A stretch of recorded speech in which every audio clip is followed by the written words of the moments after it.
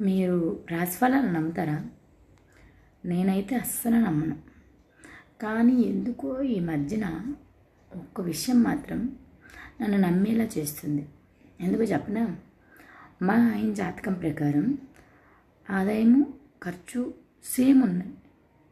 Actually మా ఇంట్లోని ఆయనకు శాలరీ రాగానే మొత్తం తెచ్చి నాకే ఇస్తాడు. నేనే అన్ని ఖర్చులు చూసుకుంటా. అలాంటప్పుడు ఆయన ఖర్చు 0 రావాలి కదా, కానీ సేమ్ వచ్చింది. హౌ? ఆ ఖర్చు ఎక్కడ పోతుంది?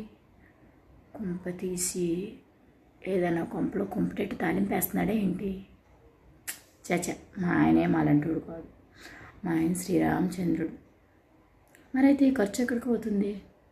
పోనీ నాకు ఇచ్చేది మొత్తం నేనే ఖర్చు పెడుతున్నాను కాబట్టి అలా వచ్చిందనుకోండి. అలా అయినా నేను సగమే ఖర్చు పెడితే సగం దాపెడతా కదా. మరి అలాంటప్పుడు మొత్తం సేమ్ ఎలా వస్తుంది?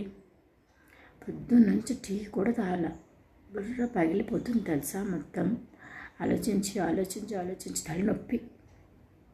ఏమైంది ఖర్చు అని మీకు ఏమైనా అర్థమైందా?